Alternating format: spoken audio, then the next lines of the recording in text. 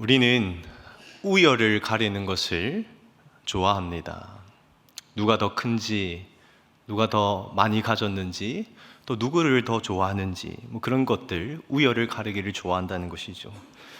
그래서 때로는 아이들에게 좀 가혹한 질문을 하기도 합니다. 엄마가 좋니? 아빠가 좋니? 보통 그렇게 물어보면 어떻게 대답을 합니까? 예, 잘 아시네요. 맞습니다. 엄마가 더 좋다고 그렇게 이야기하는 경우가 많지요. 그런데 조금 속이 있는 아이들은 그렇게 이야기합니다. 둘 다 좋아요. 예. 참 기특하지요. 예. 부모님이 상처 받지 않도록 둘 다 좋다 그렇게 대답하니까 기특한 것 아닙니까? 그렇게 대답하면 참 기특하다, 머리 한번 쓰다듬어 주고 넘어가면 되는데 끝까지 집요하게 묻습니다. 둘 다 좋아? 조금 더 좋은 사람 있잖아. 누가 더 조금 더 좋아? 그렇게 질문을 하기도 하지요. 여러분, 그렇습니다. 우리는 누가 더 큰지, 무엇이 더 높은지, 누구를 더 좋아하는지 그런 것에 관심이 많이 있습니다. 그래서 때로는 집요하게 그것에 대해서 우열을 가려보려고 하는 것이지요. 이와 비슷하게 성경을 보면 한 율법 교사가 예수님께 찾아와서 그렇게 묻습니다. 예수님, 성경에 수많은 율법들이 나오는데 그 중에 제일 큰 계명이 무엇입니까? 사실 이 질문의 답은 무엇이 되어야 합니까? 모든 계명은 중요하다. 그게 사실 정답 아니겠습니까? 여러분, 하나님의 말씀 중에 중요하지 않은 말씀이 어디 있겠습니까? 하나님 하신 모든 말씀, 하나님께서 우리에게 주신 모든 계명은 다 중요하고 큰 것이지요. 그런데 그 중에서 무엇이 제일 큰지 율법 교사는 집요하게 예수님께 묻습니다. 그때 예수님께서 대답하여 말씀하십니다. 마태복음 22장 37절에서 40절 말씀을 보면 예수께서 이르시되 내 마음을 다하고 목숨을 다하고 뜻을 다하여 주 너의 하나님을 사랑하라 하셨으니 이것이 크고 첫째 되는 계명이요 둘째도 그와 같으니 내 이웃을 내 자신같이 사랑하라 하셨으니 이 두 계명이 온 율법과 선지자의 강령이니라. 아멘. 여러분, 그렇습니다. 당시 유다인들이 알고 있던 수많은 수백 가지의 율법 중에서 가장 중요하다, 제일이다 라고 뽑을 수 있는 것이라고 한다면, 모든 것을 포괄하는 것이라고 한다면 그것은 바로 사랑이지요. 때문에 우리가 정말 이웃을 사랑하고 하나님을 진실로 사랑하며 살아간다면 우리는 모든 율법을 다 잘 지키는 것입니다. 또한 이웃을 사랑하고 하나님을 사랑하며 살아간다면 그 사람이 하나님께서 참 기뻐하시는, 하나님께 영광되는 사람이라 할 수 있는 것이죠. 그런데 예수님 당시, 그리고 예수님 당시 이전의 유대인들은 그렇게 생각하지 않았습니다.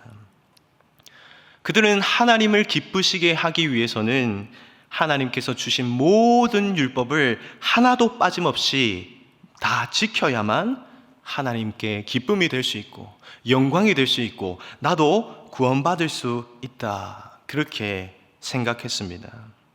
때문에 그 당시 유대인들 머릿속에는 이것밖에 없었습니다. 어떻게 하면 율법을 더 정확하게 빠짐없이 다 지킬 수 있는가, 그 생각으로 가득했던 것이지요. 그래서 유대인들은 성경에서 하나님께서 말씀하신 그 율법을 세분화합니다. 세세하게 나눕니다. 예를 들면 하나님께서 말씀하시죠. 안식일을 기억하여 거룩하게 지키라. 근데 유대인들은 그 말씀을 더 정확하게, 더 완벽하게 지키기 위해서, 그렇다면 어떻게 지키는 것이 더 거룩한 것인가? 어떻게 하면 안 거룩하고 어떻게 하면 거룩하고, 어떻게 하면 쉬는 것이고 안식하는 것이고 어떻게 하면 안식하지 못하는 것인가 하는 것을 일일이 하나하나 구분하는 것이죠. 안식일에 한 글자는 쓸 수 있으나 두 글자 이상은 쓰지 말라. 실제로 그 당시 유대인들이 안식일에 지켰던 규례입니다. 열린 항아리의 음식은 먹을 수 있으나 닫혀진 항아리를 열어서 그 안의 음식은 먹지 말라. 왜? 닫혀진 항아리를 여는 것 자체가 일하는 것으로 간주하여서 안식일을 제대로 지키지 못한다 보았기 때문입니다. 심지어 안식일에 일하면 안 된다라는 것을 더 강조하기 위해서 우는 아이를 안아주거나 업어주어서도 안 된다라는 규칙까지 만들었던 것이지요. 여러분 어떻습니까? 정말 안식일에 한 글자 쓰는 것은 가능한데 두 글자 이상부터는 하나님의 말씀에 불순종하는 것이 될까요? 안식일에 아이가 울어도 안아주지 않고 아이가 울어도 업어주지 않는 것이 과연 안식일을 기억하여 거룩하게 지키는 것이 될까요? 아닙니다. 아니지요. 유대인들도 처음에는 하나님의 말씀을 더 잘 순종하려고, 하나님의 말씀에 완벽하게 살아내려고 율법 조항을 세분화하였고 그것을 지키려고 했습니다. 그러나 정작 그 율법 하나하나를 지켜내려고 할 때에 그들은 하나님께서 주시는 하나님의 자녀의 복된 기쁨과 은혜가 넘치는 삶이 아니라 오히려 그 율법을 가지고 스스로를 자책하고 그것을 지키지 못하는 수많은 사람들을 바라보며 손가락질하는, 정죄하는 사람들로 변질되었던 것이죠. 때문에 그들은 하나님을 믿노라 하지만 기쁨과 만족이 없는 피폐한 삶을 살아갔던 것입니다. 우리가 읽어본 오늘 본문에 바울은 아직까지 그 율법주의의 습관에 물들어 있는 고린도 교회 성도들에게 이야기합니다. 성도 여러분, 이제 우리는 자유합니다. 성도 여러분, 우리는 이제 모든 것이 가합니다. 그렇게 이야기하고 있습니다. 다시 말하면 이제는 안식일에 두 글자 이상 쓰면 죄고 항아리의 뚜껑을 열면 안식일을 범하는 것이라는 그런 숨막히는 모든 율법 조항에서 자유함이 있다라고 바울이 이야기를 합니다. 그럼 어떻게 그것이 가능하게 되었습니까? 어떻게 그 율법에서 벗어나게 되었습니까? 자유하게 되었습니까?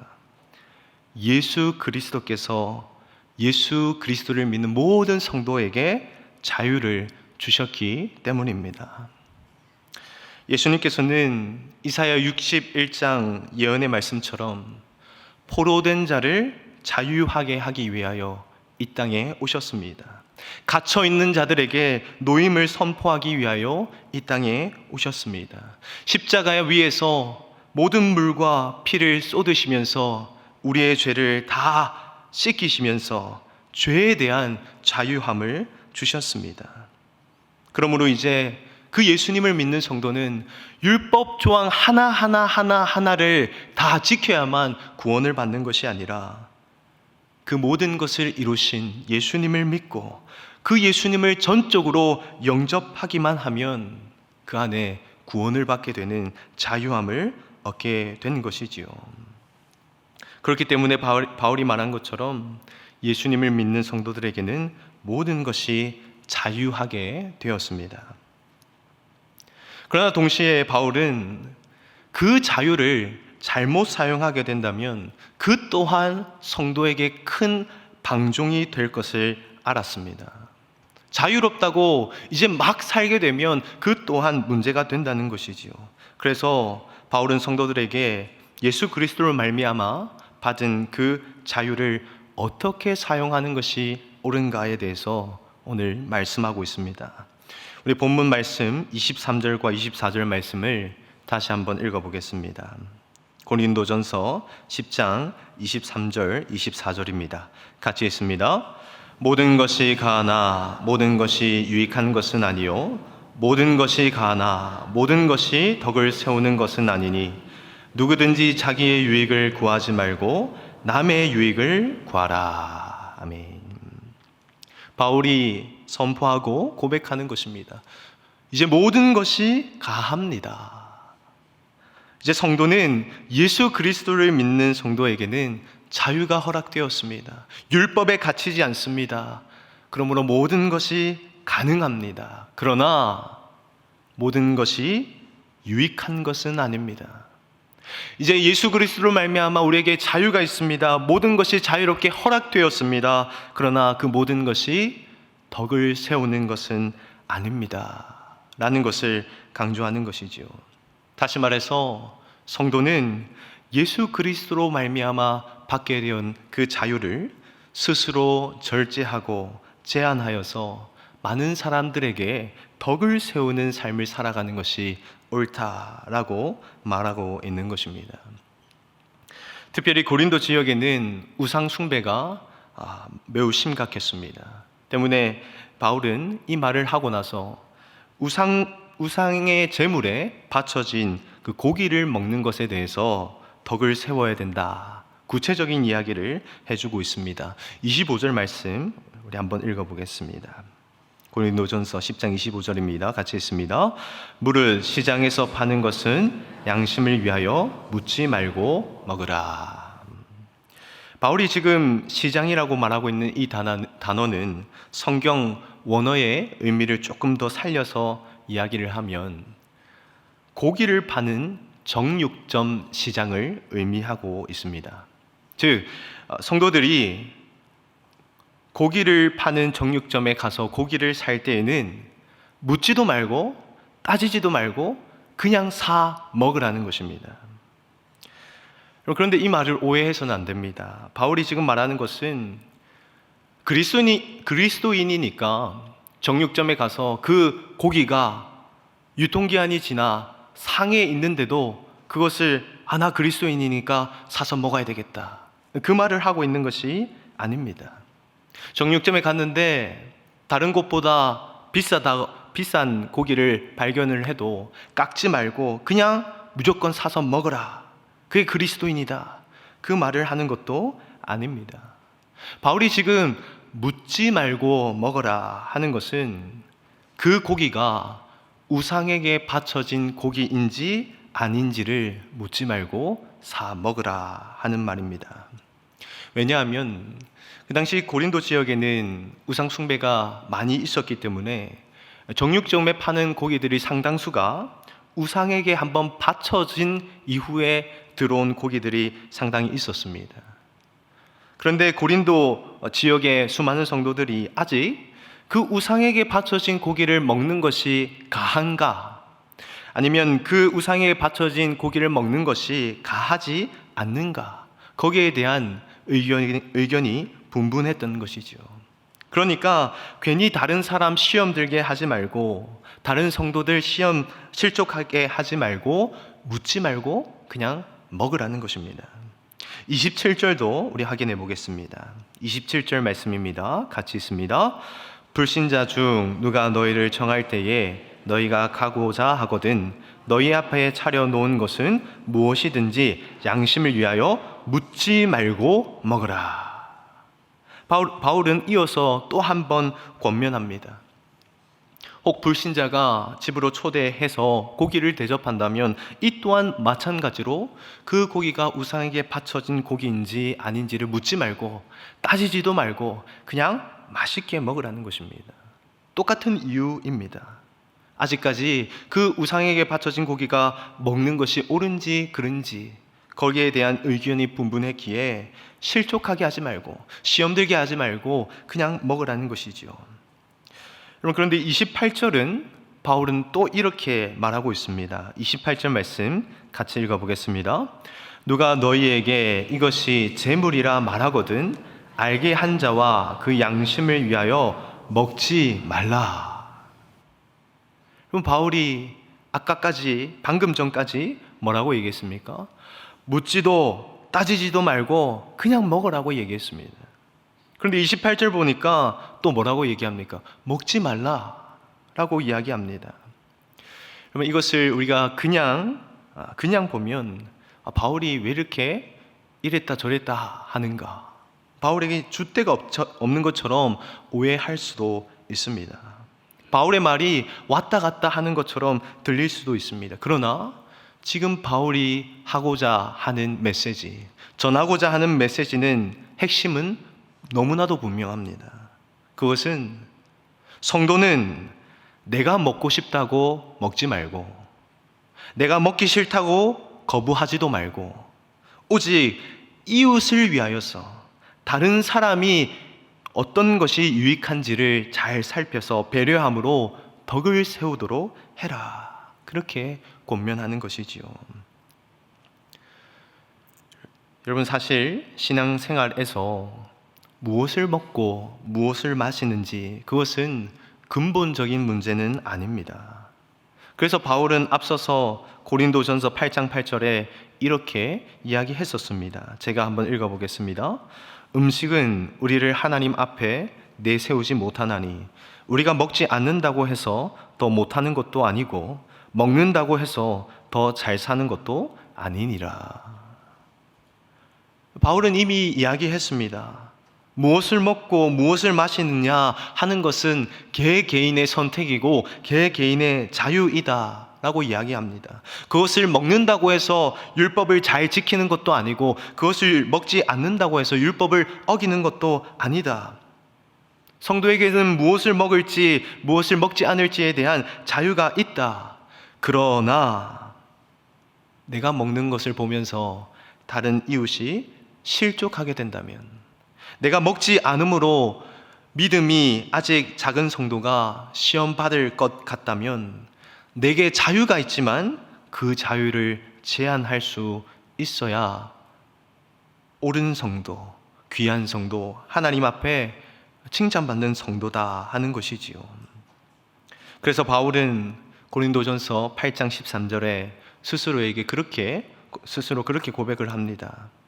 그러므로 만일 음식이 내 형제를 실족하게 한다면 나는 영원히 고기를 먹지 아니하여 내 형제를 실족하지 않게 하리라. 아멘. 여러분, 이것이 참 성도의 덕스러운 삶이 아니겠습니까? 성도는 바로 이처럼 자유가 있지만 다른 사람의 유익을 위해서라면, 다른 사람의 신앙을 위해서라면 기꺼이 자신의 자유도 권리도 절제하고 제한하는 삶을 살아갈 수 있어야 한다는 것이죠. 사랑하는 성도 여러분, 우리에게는 그리스도 예수로 말미암은 자유가 있습니다.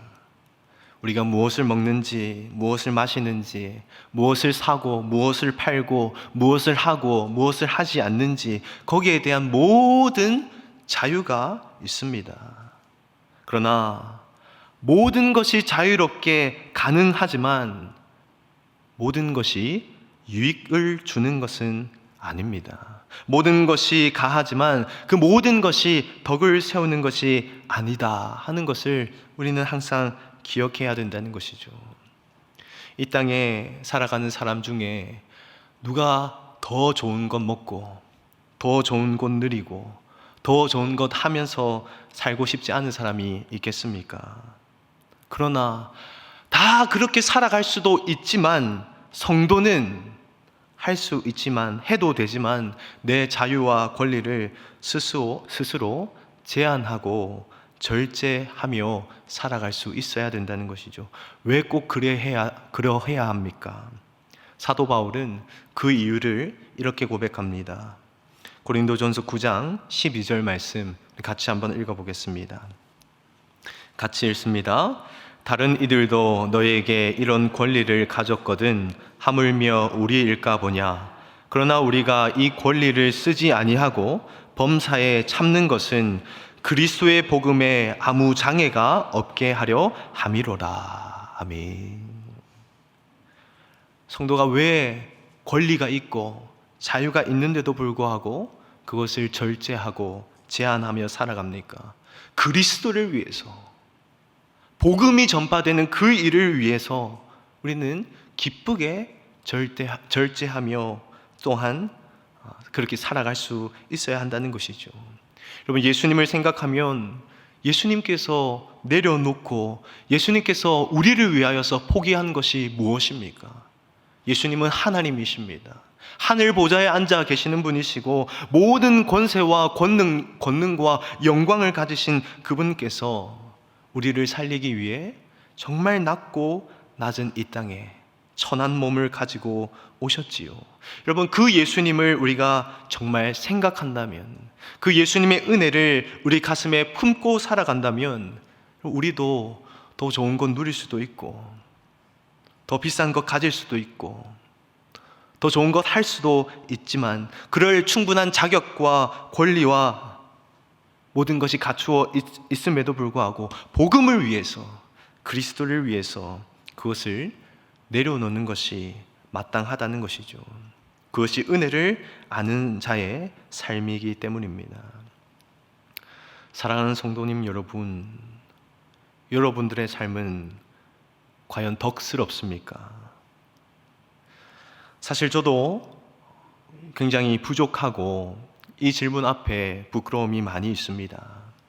그렇기 때문에 우리는 무엇 해야 하겠습니까? 하나님께 기도해야 되는 것이죠. 하나님, 내게 자유가 있고 또 내 뜻대로 할 수도 있는 권리도 있지만 그 자유와 권리를 내 마음대로 쓰지 않고 복음을 위하여, 나를 위해서 이 땅에 오신 그 예수 그리스도를 생각하며 덕을 세우는 삶을 살아가게 하여 주옵소서. 우리는 연약하고 부족하기 때문에 그렇게 기도하며 살아가야 되지 않겠습니까? 바울은 그렇게 성도가 이웃과의 관계 속에서 어떻게 살아가야 할지 그 자세에 대해서 권면했습니다.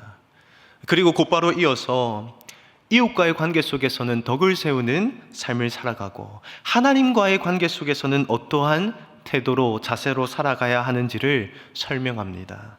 우리 31절 말씀 같이 읽어보겠습니다. 고린도전서 10장 31절 말씀입니다. 같이 읽습니다. 그런즉 너희가 먹든지 마시든지 무엇을 하든지 다 하나님의 영광을 위하여 하라. 아멘. 바울은 앞서 성도들에게 그렇게 권면합니다. 자유가 있지만, 권리가 있지만 덕을 세우며 남을 위해 살아라. 그렇게 권면했습니다. 그리고 곧 이어서 하나님과의 관계 속에서 살아갈 그 자세와 태도에 대해서 이야기할 때는 먹든지 마시든지 무엇을 하든지 하나님의 영광을 위해 살아가라. 그렇게 권합니다. 여러분, 그러면 우리가 어떻게 하나님께 영광되는 삶을 살아갈 수 있을까요? 우리가 어떻게 하면 하나님께 영광 올려드릴 수 있을까요? 일반적으로 사람들은 좋은 결과를 내면은 그것으로 하나님께 영광이 된다고 생각하는 경향이 있습니다. 예를 들면 그런 것이죠. 내가 이번에 시작한 이 사업이 정말 성공해서 좋은 열매를 맺어서 그것을 하나님께 영광으로 올려드릴 거야. 학생이라면 내가 이번에 주어진 그 시험을 잘 쳐서 잘 패스를 해서 그 열매로 하나님께 영광을 올려드려야지. 우리가 일반적으로 하나님께 영광이라는 단어를 생각할 때에 결과를 생각한다는 것이죠. 내가 뭔가를 이루어서 그것으로 하나님께 영광을 올려드려야 되겠다. 물론 그것도 틀린 것은 아닙니다. 그렇게 하나님께 영광이 될 수 있죠. 하나님께 그렇게 영광 받을 수 있습니다. 그러나 사업에 실패하면, 시험에 떨어지면 하나님께 영광이 될 수 없다라고 생각하는 것은 옳지 않다는 것이죠. 왜냐하면 여러분, 하나님께서는요, 크고 좋은 결과만 영광으로 받으시고 기뻐하는 분이 아니기 때문입니다. 하나님은 어떤 적정 수준 이상의 결과물을 보고 영광을 받으시는 분이 아니기 때문이죠. 여호와 하나님, 우리가 믿는 하나님은 우리가 만들어낸 결과로 영광을 받으시는 분이 아니라 우리가 가진 마음과 우리가 가진 중심으로 영광을 받으시는 분이시기 때문입니다. 우리 미가서 6장 6절에서 8절 말씀, 우리가 잘 아는 말씀인데요, 같이 한번 읽어보겠습니다. 조금 긴 말씀이지만 같이 한번 읽어보겠습니다. 내가 무엇을 가지고 여호와 앞에 나아가며 높으신 하나님께 경배할까? 내가 번제물로 1년 된 송아지를 가지고 그 앞에 나아갈까? 여호와께서 천천의 수양이나 만만의 강물 같은 기름을 기뻐하실까? 내 허물을 위하여 내 맏아들을 내 영혼의 죄로 말미암아 내 몸의 열매를 드릴까? 사람아, 주께서 선한 것이 무엇임을 내게 보이셨나니 여호와께서 내게 구하시는 것은 오직 정의를 행하며 인자를 사랑하며 겸손하게 내 하나님과 함께 행하는 것이 아니냐. 아멘. 저는 이 말씀을 너무너무 좋아하고 또 이 말씀 앞에 너무너무 감사합니다. 이 말씀을 읽으면서 정말 할렐루야를 외치지 않을 수가 없습니다. 왜냐하면 저는 천천의 수양이 없기 때문입니다. 저에게는 만만의 강수 같은 기름도 없습니다. 그런데 하나님께서는 천천의 수양과 만만의 강물 같은 강수 같은 기름과 같은 결과를 보시지 아니하시고 내가 가지고 있는 중심, 내가 정말 정직하게, 진실하게, 겸손하게 하나님을 사랑하는가, 그렇게 믿음으로 살아가는가를 보고 나를 통해 영광을 받으시는 하나님이 너무도 좋습니다. 그럼 만약 하나님께서 기준을 두시는 분이시라면, 결과를 요구하는 분이시라면 그럼 우리가 얼마나 괴로울까요? 사업하는 자는 연매출 10억 이상 하면 내가 영광으로 받겠다. 만약 그렇게 한다면 여러분 얼마나 힘들겠습니까? 자식 가진 부모들은 자녀들 최소 연고대 이상 보내야만 하나님께서 영광으로 받겠다 정하신다면 여러분 그것이 얼마나 우리에게는 아픔이 되겠습니까? 성도들에게 최소 1년에 100명 이상 전도하고 10독 이상 하고 기도 매일 2시간 이상 해야만 영광으로 받아주신다라고 하면 어떻겠습니까? 과연 그런 기준을 세워두신다면 몇 명이나 하나님께 영광을 올려드릴 수 있겠습니까?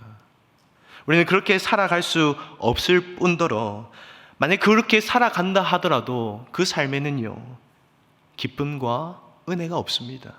오히려 그 기준을 맞추기 위한 고통과 염려와 불안함으로 살아가게 되는 것이죠.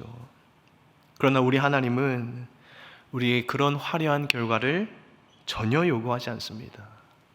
뭔가 이루어내라, 이 기준 이상 하면 내가 너희를 받겠다라는 것이 전혀 없습니다.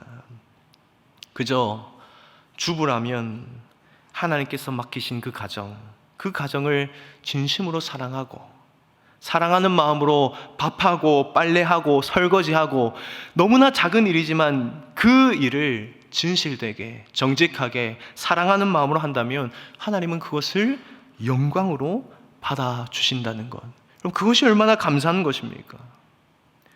학생이라면 하나님께서 주신 비전과 꿈을 가지고 맡겨진 그 학업에 충실하게 정직하게 성실하게만 한다면 그 결과가 굳이 1등이 아니라고 하더라도 영광으로 받아주신다는 것, 그것이 얼마나 좋은 것입니까? 가정이라면 그가 벌어들이는 그 수입과 상관없이 하나님께서 세우신 그 가정을 위해서 최선을 다해 헌신, 봉사, 수고할 때에 그것을 영광으로 받아주시는 하나님, 그것이 얼마나 은혜가 되는 것입니까? 하나님께서 받으시는 것은 결과가 아닙니다. 정말 작고 초라하고 아무것도 아닌 것 같아도 그 안에 나의 진실됨과 정직함과 겸손함과 주님을 사랑하는 그 온전한 마음이 담겨 있다면 그 어떤 것보다 큰 하나님의 영광이 된다. 하나님 그렇게 말씀해 주신다는 것이죠. 예수님께서도 동일하게 말씀하셨습니다. 예수님께서 헌금함을 보고 계셨습니다. 부자가 와서 자신의 그 교만함을, 그 부를 과시하면서 큰 금액을 헌금했습니다. 그런데 그때에 예수님은 아무 말씀하지 않았습니다. 근데 곧 이후에 과부가 와서 동전 2개, 딸랑 2렙돈을 헌금합니다. 그런데 그 헌금을 보면서 예수님께서 뭐라고 말씀하십니까? 저 가난한 과부가 다른 모든 사람보다 더 많이 넣었다. 더 하나님께 영광이 되었다. 그렇게 예수님께서 말씀하셨습니다. 이 사실을 믿으십니까? 여러분 정말 믿으십니까? 여러분 우리가 이것을 믿는다면 지금 오늘 당장이라도 우리는 하나님께 영광을 올려드릴 수 있습니다. 여러분 이것을 믿는다면 믿는 사람은요 이렇게 말하지 않습니다. 하나님 저 준비를 조금 더 잘해서요 더 잘 갖추어서 멋진 것으로 하나님께 헌신하겠습니다. 그렇게 말하지 않는다는 것이죠. 하나님께서 정말 과부의 2렙돈을 영광으로 받으시는 분이시다라는 것을 믿는다면 그럼 우리는요 우리의 삶 속에 지극히 사소한 것에서부터 하나님께 영광을 올려드릴 수 있습니다. 아주 큰 것, 대단한 게 아니더라도 내가 먹는 것으로, 마시는 것으로, 말하는 것으로, 다른 사람을 바라보는 그 시선으로 내가 다른 사람에게 먼저 웃어주고 인사해 주는 그 모든 사소한 것으로 하나님께 영광을 올려드리는 삶을 지금부터 살아갈 수 있다는 것이죠.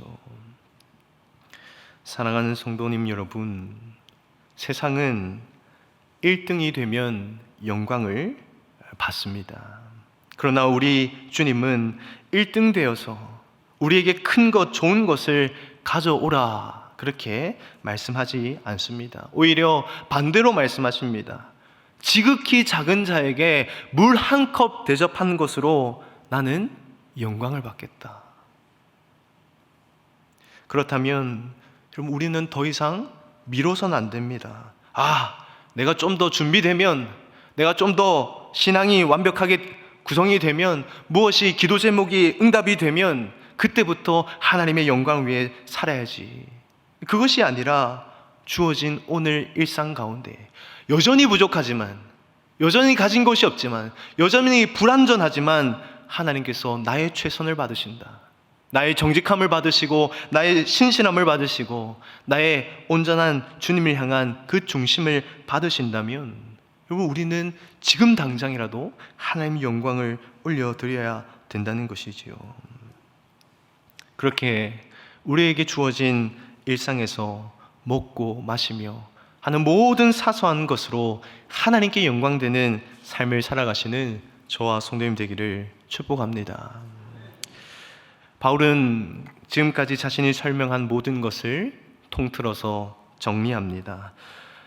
우리 고린도전서 11장 1절 말씀을 같이 한번 읽어보겠습니다. 11장 1절 말씀입니다. 같이 읽습니다. 내가 그리스도를 본받은 자 된 것 같이 너희는 나를 본받는 자가 되라. 아멘. 지금 바울이 편지를 쓰고 있는 교회는 고린도 교회입니다. 그런데 고린도 교회는 그 당시 상당히 문제가 많았던 교회입니다. 교회 안에 말할 수 없는 음행이 있었습니다. 교회가 파로 나뉘게 되었습니다. 교회 안에 우상 숭배의 문제도 있었습니다. 그래서 바울은 사실 그 당시 다른 많은 교회들보다 훨씬 많은 분량으로, 많은 횟수로 조언을 하고 권면을 했습니다. 근데 바울이 그렇게 많은 편지를 쓰고 내용을 전달했는데요, 그것을 한마디로 요약하면 성도 여러분, 예수님처럼 사십시오, 그 말입니다. 너희가 정말 예수님을 믿는다면 예수님처럼 살아야 한다. 예수님처럼 남의 유익을 위해서 덕을 세우고 예수님처럼 하나님의 영광 위에 살라고 그렇게 이야기하고 있는 것이죠. 하나님께서는 오늘 말씀을 통해서도 우리에게 말씀하십니다. 덕을 세우며 살고 하나님의 영광을 위해서 살고 예수님처럼 살아가는 것이 옳다. 사실 우리도 다 알고 있는 말씀 아닙니까? 우리도 다 공감하고 있는 말씀 아닙니까? 그런데 참 알고 있지만 실제로 우리 삶 속에서 그것이 이루어지는가를 볼 때에 참 변화되지 않죠. 바뀌어지지 않습니다. 잠언을 보면 사람이 얼마나 바뀌지 않는 존재인지를 이렇게 말하고 있습니다. 잠언 27장 22절 말씀에 미련한 자를 곡물과 함께 절구에 넣고 공의로 찌을지라도 그의 미련은 벗겨지지 아니하느니라. 여러분, 그렇습니다. 우리가 항상 말씀 듣고 은혜 받고 하나님께 뭐라고 얘기합니까? 주님, 그렇습니다. 이제 다르게 살겠습니다. 주님, 변화되겠습니다. 덕을 세우겠습니다. 하나님 영광 위에 살겠습니다. 예수님 닮아 살겠습니다. 그렇게 수도 없이 다짐하지 않습니까? 그런데 그 다짐이 무색하도록 우리는 참 변화되지 않죠. 그러나 그럼에도 불구하고 우리가 그 말씀을 포기하지 않고, 그럼에도 불구하고 우리가 끝까지 그 주님의 말씀을 붙잡고 나아갈 수 있는 이유는 우리가 혼자 가는 것이 아니기 때문입니다. 고린도전서 1장 8절 말씀 우리 같이 한번 읽어보겠습니다. 마지막 말씀입니다. 우리 같이 한번 읽어보겠습니다. 시작. 주께서 너희를 우리 주 예수 그리스도의 날에 책망할 것이 없는 자로 끝까지 견고하게 하시리라. 아멘. 그렇습니다. 우리가 참 변하지 않고 결단하고 다짐해도 자꾸 넘어지지만, 그럼에도 불구하고 오늘 이 수요 예배 말씀을 듣고 또 다짐할 수 있는 이유는 나 혼자 가는 길이 아니라 내 안에 성령께서 나를 도와주실 것이고, 내 앞서 가신 그 주님께서 나의 손을 붙잡고 이 미련하고 약한 나를 붙잡고 이끌어 주실 줄을 믿기 때문이죠.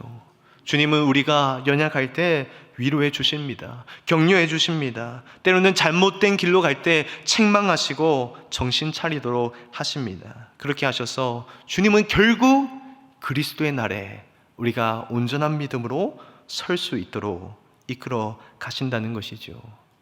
그 믿음이 있기 때문에 우리는 부족하지만, 연약하지만, 실패하지만 계속해서 덕을 세우는 삶, 하나님의 영광을 이루는 삶, 예수님 닮는 삶으로 나아갈 수 있는 것입니다. 비록 연약하고 부족하지만 그 예수님을 바라보며 끝까지 주님께서 기뻐하시는 그 모습을 붙들고 변화를 열망하며 살아가시는 저와 성도님 되시기를 주님의 이름으로 축복합니다.